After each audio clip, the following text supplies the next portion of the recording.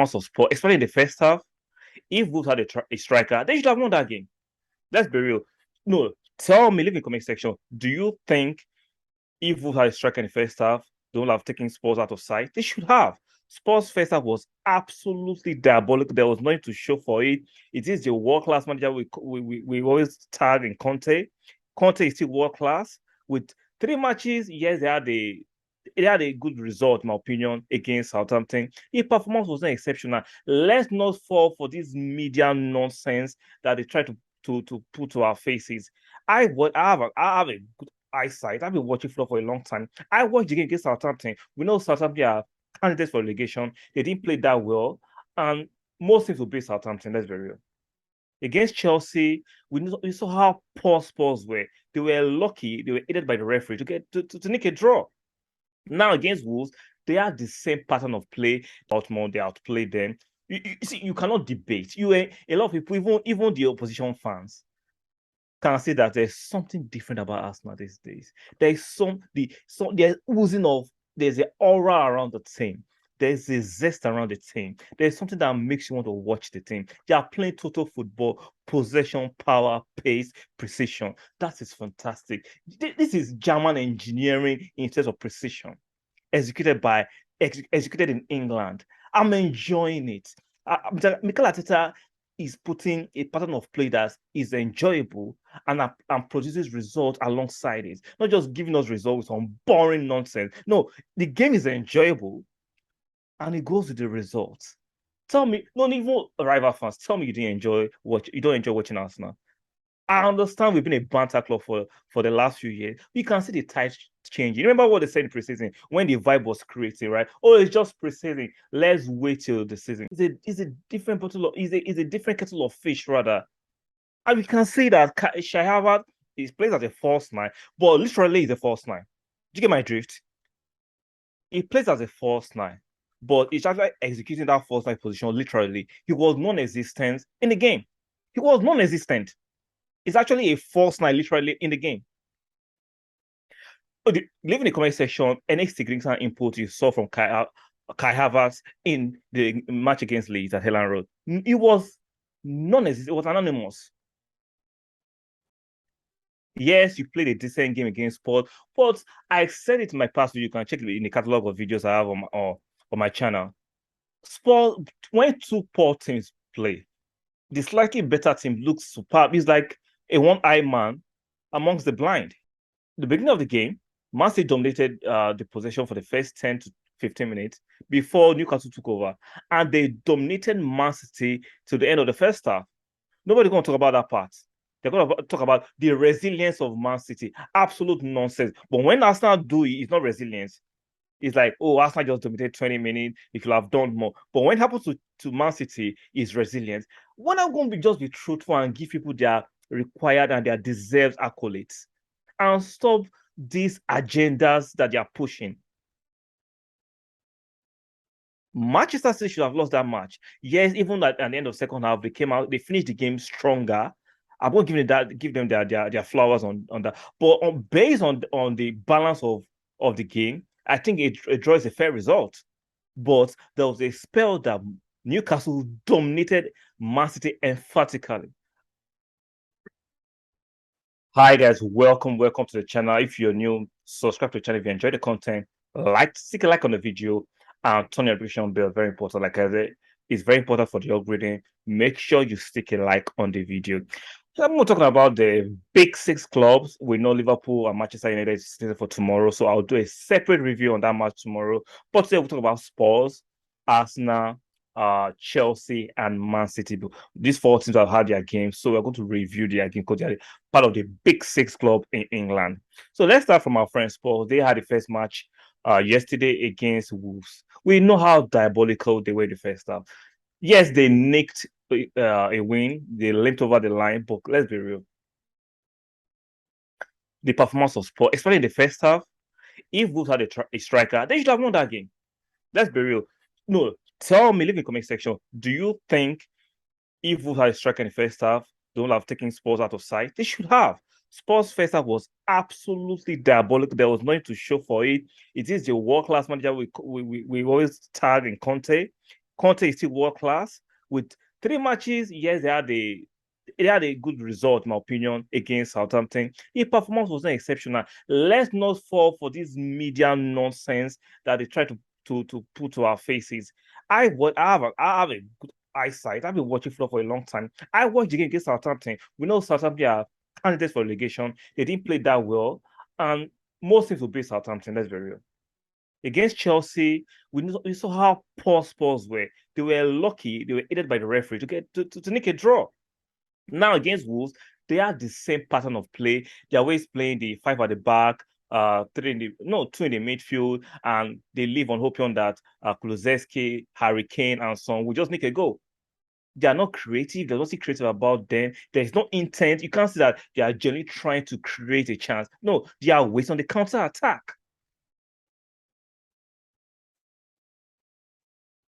Make it make sense. A team that is supposed to vie for the top four, right? A team that most of you are selected as candidates to actually be passively competing for the league.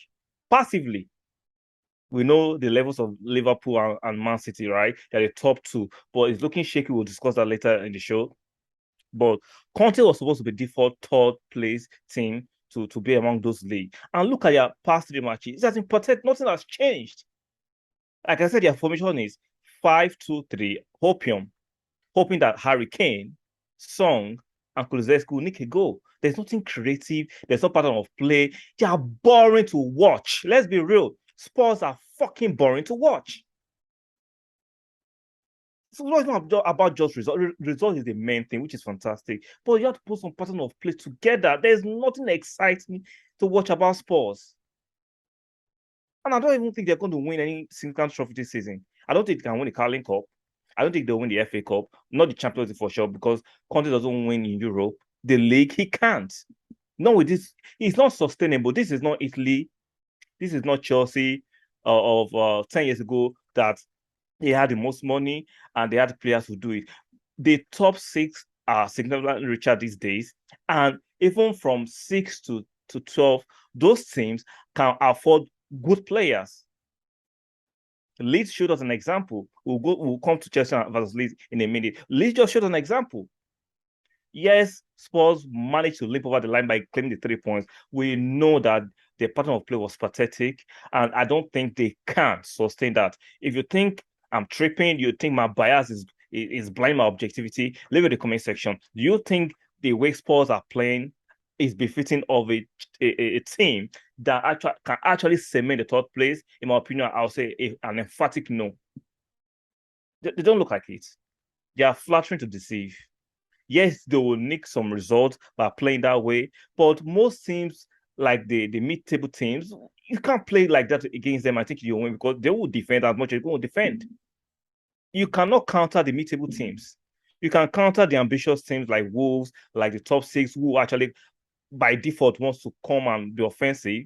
So your counter attack can work. But when you play teams like Brighton, Crystal Palace, let's see how effective that tactic is going to be. Like I said, they nicked it by 1-0. Shout out to Harry Kane for nicking it for Spurs. So let's look at their position on the table. It's 3 games, and Spurs are, where are they on the table? They are fourth, 3 games, 1-2, drew 1, 7 points. Shout out to them. Let's go to my team, Arsenal. They had a fantastic game. They dominated the game. They deserved their victory. They played well. They taught Baltimore. They outplayed them. You see, you cannot debate. A lot of people, even the opposition fans, can see that there's something different about Arsenal these days. There's there's oozing of, there's an aura around the team. There's a zest around the team. There's something that makes you want to watch the team. They are playing total football, possession, power, pace, precision. That is fantastic. This is German engineering in terms of precision, executed in England. I'm enjoying it. Mikel Arteta is putting a pattern of play that is enjoyable and produces results alongside it. Not just giving us results on boring nonsense. No, the game is enjoyable and it goes with the results. Tell me, not even rival fans, tell me you don't enjoy watching Arsenal.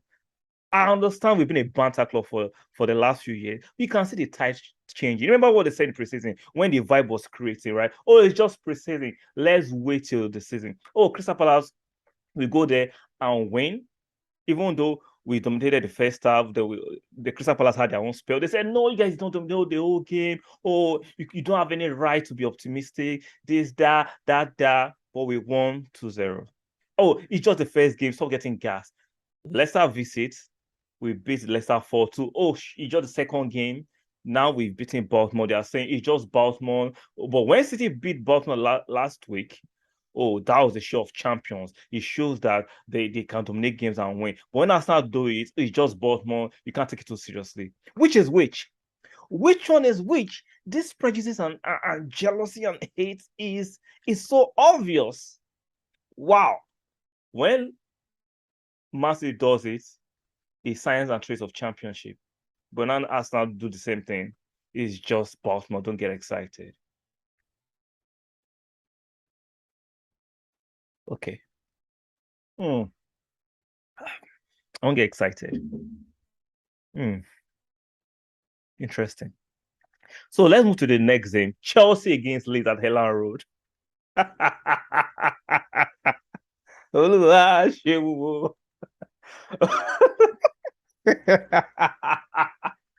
Ooh, what a battering. Chelsea were battered, bruised, beaten, or outrun, outfoxed. Thomas Tuchel was complaining about the flight. What does the flight have to do with you getting beaten emphatically at Helen Road? What, like, I don't get it. Why Tuchel complaining about the flight? What does the flight have to do with the game? I don't get it. Helen Road is in London. Chelsea is in London.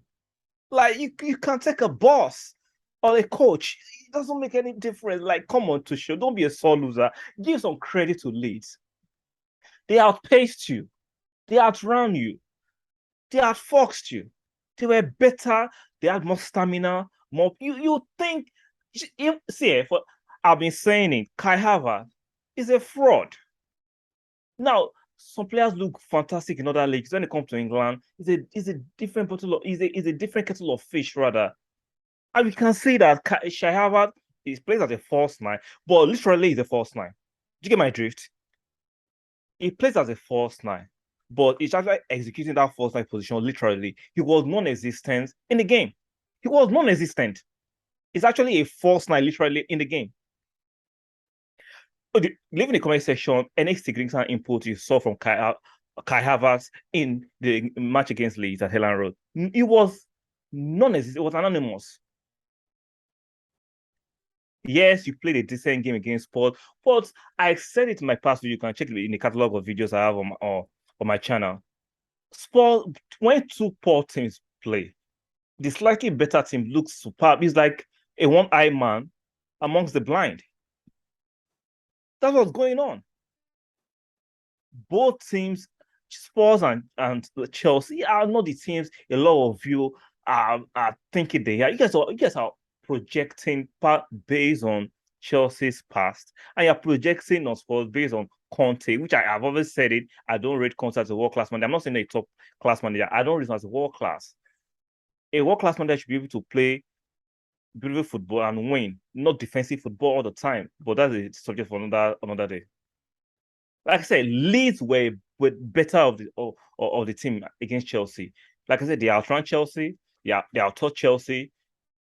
They pressed Chelsea. Chelsea could not actually have any antidote to their pressing. Yeah, goalkeeper. The Chelsea goalkeeper. What was he doing? I just forgot his name. Let me confirm his name because I need to speak about the Chelsea goalkeeper. What was he doing? What was he doing?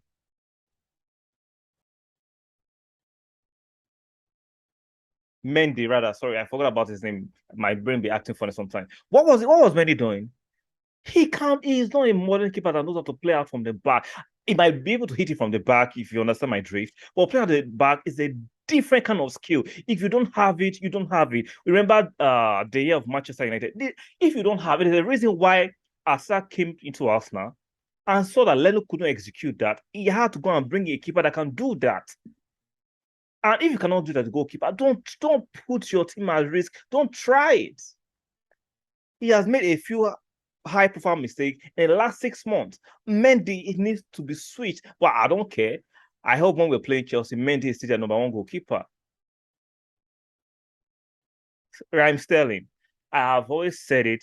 Raheem Sterling is a decent footballer, but he's not as top as most of you project on him. I'm not saying Raheem Sterling is a bad baller, right? But come on. I remember people saying he was a better footballer that Manchester United saw, Manchester City saw, rather, rating Raheem Sterling above Gabriel Jesus. Like, what are you watching? What are you watching? I understand the prejudice of some fans. I understand banter. But when we get real, you're going to rate Raheem Sterling above Gabriel Jesus. Are you smoking some butch? Yeah, he has a few decent chances. Like I said, he likes to flutter to the save. Like I said, he's a good, decent footballer. But in my opinion, he is not a top-class footballer. He's the English tax and the English hype. And I don't fall for those kind of hype. Because like I said, I have a melange and a marriage of statistics and what I see with my eyes, eye test. No, statistics can be misleading. If you go by stats, Mustafi should still be at Arsenal, or then he should stand ahead of Partey if you go by stats alone. You need to have a very, very good marriage between stats and your eye test, what you're saying. Like I said, outfox, outran, outpaced, and Leeds deserve their victory, regardless of what the mainstream will not give the Leeds their full victory or their full accolade, saying, "Oh, Chelsea had a bad game." What about, let's switch it like this? Leeds made Chelsea had a bad game. Like, can we just stop this nonsense narrative, this low IQ narrative?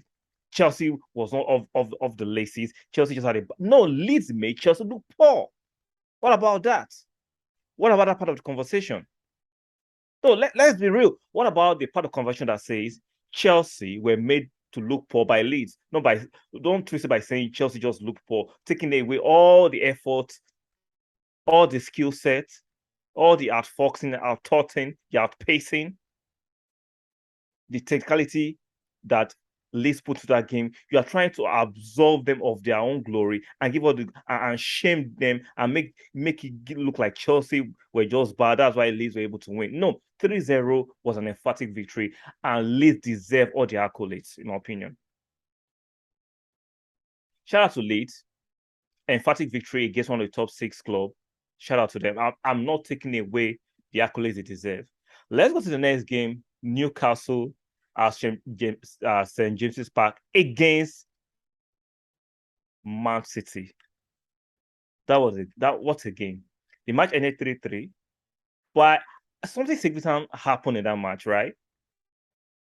I remember mentioning in my video against the review against Crystal Palace when I said it's impossible for any team to dominate the other team for 90 minutes. And we saw the empirical evidence of what I was saying.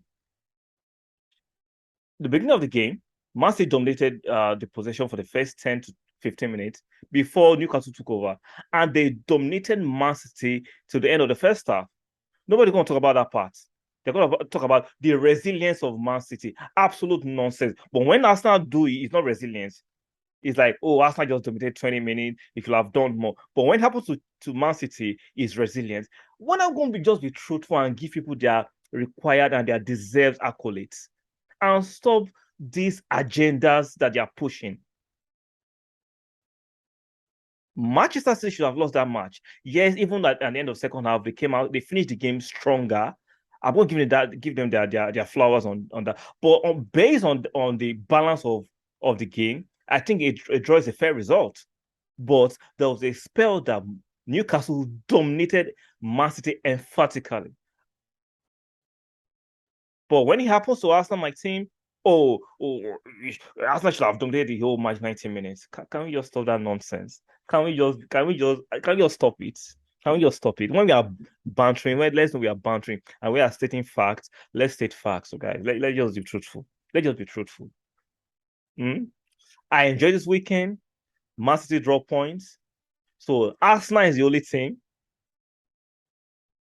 team with 100%, 100% record for now. I know it's just 3 matches. Let me gloat, please. When we're going through a rough patch, you guys talking into us. Can you just let us breathe? All these old guys are getting over cocky. It's just 3 matches. Shut up. Remember when the vibe was showing? Oh, it's just preseason against Crystal Palace. It's just Crystal Palace. Oh, it's just Leicester. Even though we go on a run, and it's the 10th game we are still winning, they'll just say it's still the 10th game. When are you going to just show some humility, solely of effing pride, and give Arsenal their required accolades and flowers? Arsenal are doing fantastically well for now. I'm not going to get carried away and say we're going to win the league yet. No, let's take it easy. But I'm enjoying the boys are playing well and the results are fantastic. We're not just limping over the line. We are playing well and we are deserving of our victory. Guys, don't forget to like the video, subscribe to the channel, turn the notification bell, and I'll see you guys on the other side.